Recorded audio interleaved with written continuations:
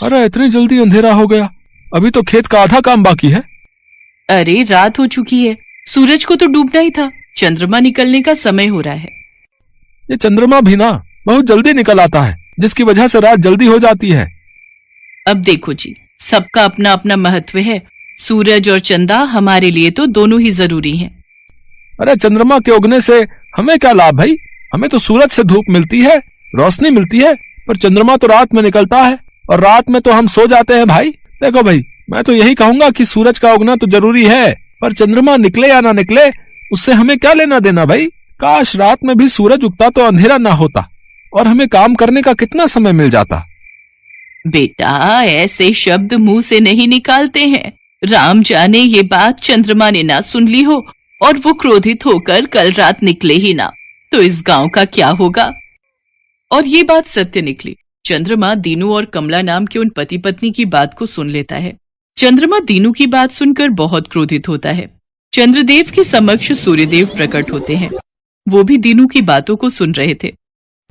क्या हुआ चंद्रदेव? गांव वाले ठीक ही तो कह रहे हैं। अब हर सुबह ये लोग मुझे नमस्कार करते हैं, मेरी पूजा करते हैं, मुझे जल अर्पित करते हैं, सब मेरे उगने का बेसब्री से इंतजार करते हैं, पर तुम्हारे बारे में कोई नहीं सोचता। मुझे तो अपने आप पर गर्व है कि लोग मेरे बारे में इतना सोचते हैं। सूर्यदेव, यदि आपको ऐसा ही लगता है तो कल से ये गांव वाले मुझे नहीं देख पाएंगे। सिर्फ आप ही इन्हें दिन में भी और रात में भी दोनों समय दिखाई देना, मैं दिखाई नहीं दूंगा। इतना कहकर चंद्रदेव क्रोधित होकर वहां से चले गए।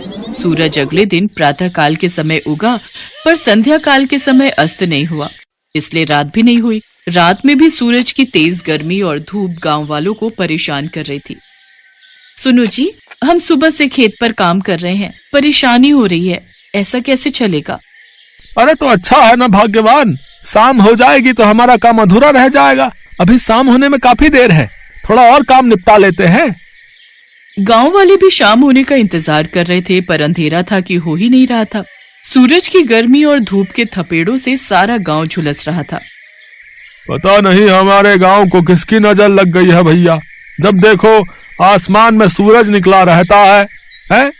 चंद्रमा तो दिखाई नहीं देता भैया है? हाँ भाई, मैं तो पिछले 4 दिन से ठीक से सो भी नहीं पाया, क्योंकि रात होने का पता ही नहीं चलता। जब देखो दिन निकला रहता है और दिन की रोशनी में मुझे नींद भी नहीं आती भाई। उधर कमला और दीनू भी तेज गर्मी और धूप में खेत पर काम नहीं कर पा रहे थे।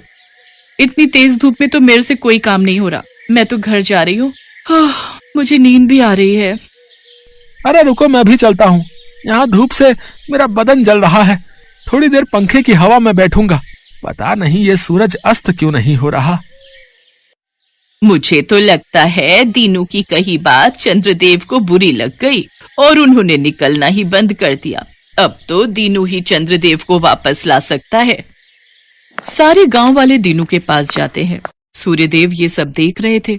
गांव वालों को परेशान देखकर सूर्यदेव प्रकट होते हैं।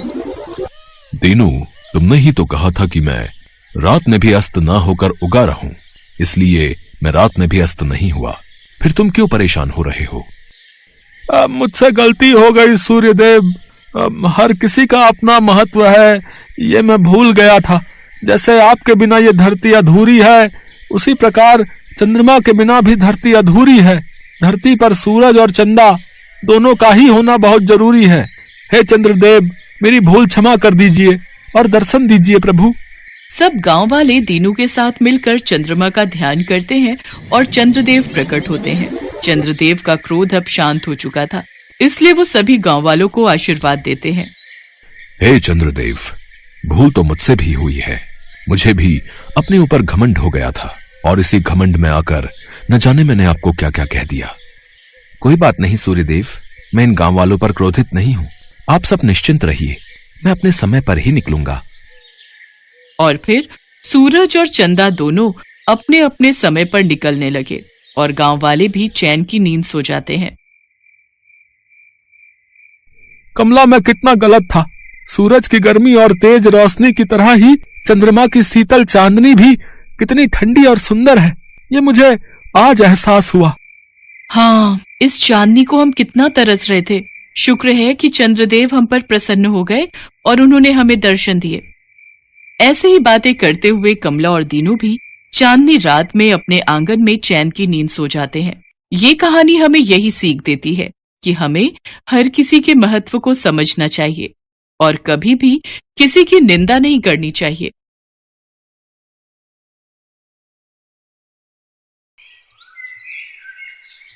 अन्नपूर्णा घर में अकेली रहती है। उसकी उम्र 50 साल है। उसका बेटा सुरेश अमेरिका में नौकरी करता है और वहीं पर एक गोरी मेम से शादी करके बस गया है, लेकिन वो अपनी माँ को पैसे नहीं भेजता है, इसीलिए अन्नपूर्णा बहुत गरीब है। उसके पास सिर्फ एक गाय है, उसका नाम है मालती। अन्नपूर्णा मालती का दूध बेचकर अपना पेट पालती है। सुन मालती, तुझे पता है मेरा बेटा अमेरिका में बहुत बड़ी नौकरी करता है। वो जब लौट कर आएगा तब देखना मेरे लिए कितना कुछ लाएगा। अन्नपूर्णा की आंखों में बहुत सारे सपने हैं अपने बेटे को लेकर, लेकिन सुरेश उसकी माँ को कभी याद भी नहीं करता। कुछ दिन बाद शाम को अन्नपूर्णा जब खाने का इंतजाम कर रही थी, तब अचानक से वहाँ सुरेश अपनी विलायती बहू के साथ आता है। माँ, मैं आ गया हूँ। अपने बेटे को देखकर अन्नपूर्णा खुशी से पागल हो जाती है। अरे बेटा, तू अचानक से कैसे आ गया? वो बात यह है कि मेरी नौकरी चली गई है। अच्छा, इसीलिए माँ की याद आ गई। अब ठीक है बेटा, कोई बात नहीं, कुछ दिन घर पर आराम कर। सुरेश की बीवी का नाम रोजी है। वो कहती है, क्या हम यहाँ रहेंगे सुरेश, इस छोटे से घर में? कितनी बदबू है यहाँ पर।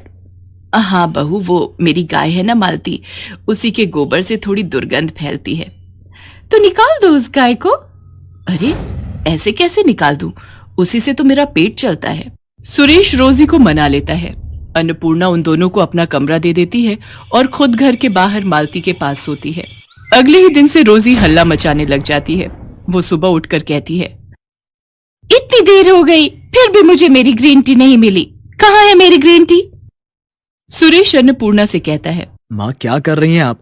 मेरी पत्नी विलायती है, उसका ध्यान तो रखना पड़ेगा ना। ठीक है बेटा, मैं अभी बना देती हूँ। लेकिन अन्नपूर्णा को ग्रीन टी के बारे में कुछ भी नहीं पता है। वो मालती के ताजे ताजे दूध से चाय बनाकर रोजी के पास ले जाती है।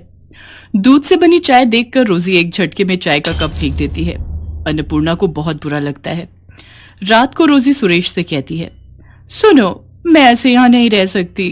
अरे रोजी, कुछ ही दिन की तो बात है, रह लो ना। नहीं, तुम्हारी माँ गवार है। ये घर तो तुम्हारे नाम पर है ना, इसे बेच दो और चलो किसी अच्छे से होटल में रहते हैं। अगले दिन सुरेश घर बेचने के बारे में अन्नपूर्णा को बताता है। अन्नपूर्णा रोते हुए कहती है, ये क्या कह रहा है बेटा, इस घर में तेरे बापू की यादें हैं। तभी वहाँ गांव के मुखिया चले आते हैं और कहते हैं, हाँ, ऐसे घर कैसे बेच दोगे तुम? तुम्हारी माँ कहाँ रहेगी फिर? वो सब हमें क्या पता, ये घर सुरेश के नाम पर है।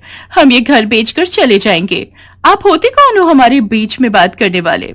मुखिया जी बहुत अपमानित महसूस करते हैं। सुरेश घर बेच देता है और अपनी बीवी को लेकर वहां से चला जाता है।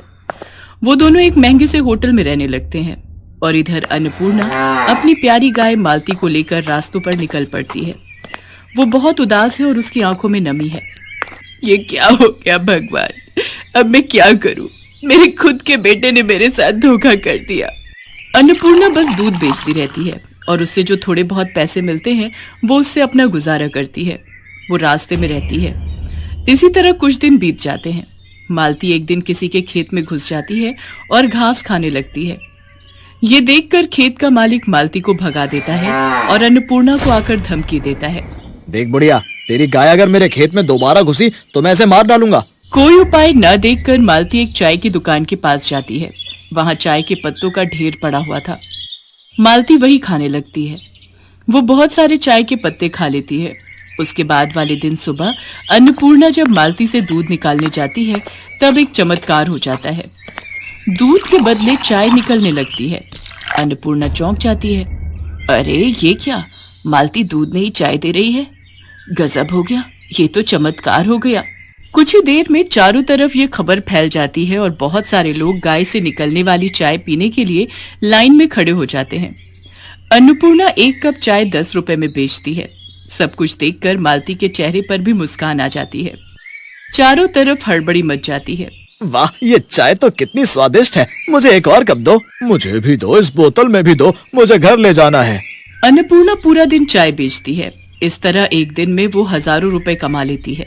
हे भगवान, आपका लाख लाख शुक्र है, आपकी वजह से ये चमत्कार हो पाया है। मालती भी अपनी भाषा में भगवान को धन्यवाद देती है। कुछ महीने ऐसे ही चाय बेचकर अन्नपूर्णा बहुत अमीर हो जाती है और वो रहने के लिए शहर में एक घर खरीद लेती है। चाय बेचने के लिए एक दुकान भी खरीद लेती है और घर के बाहर एक खुली जमीन भी खरीद लेती है ताकि मालती आराम से टहलते हुए घास खा सके।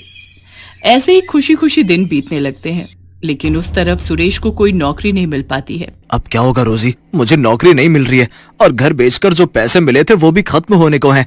अब हम इस होटल में भी नहीं रह सकते। ये सुनकर रोजी गुस्सा हो जाती है और कहती है, तो फिर तुमने मुझसे शादी क्यों की? गरीब भिखारी कहीं के। शादी से पहले तो कितना कुछ बोलते थे, मगर अब एक होटल का भाड़ा भी नहीं दे सकते।